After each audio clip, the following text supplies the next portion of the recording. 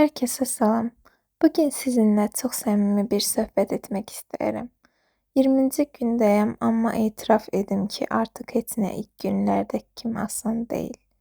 16-cı gündən bəridir daxilimdəki inamsızlıqla mübarizə aparıram. Rejimimdən kiçik belə olsa kənara çıxmalar başlayıb və özümü saxlamaq həqiqətən çətinləşib. Bədənim əslində doymuş ola bilər, amma ağlım sanki o qadağa qoyduğum dadların əsiri olub. Bir tərəfdən 10 kiloqram hədəfim üçün alışıb yanıram. Digər tərəfdən isə hər şeydən məhrum qalmaq hissi ruhumu sıxır.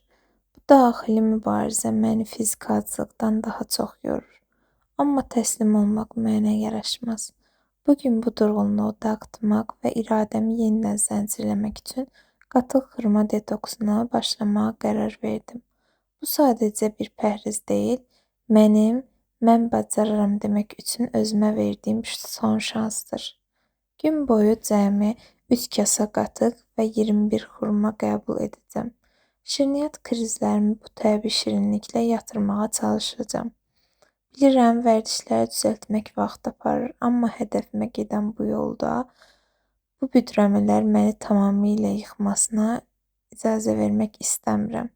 Mənim kimi bu yolun yarısında yorulan, buraya qədərdir deyənlər, tək deyilsiz. Gəlin bugünü birlikdə yenidən başlanğıc nöqtəsi edək. Görək bu detoks məni yenidən normal yoluma qaytaracaq. Sizcə iradəmə qalib gələ biləcəm? Rəylərdə dərdləşək.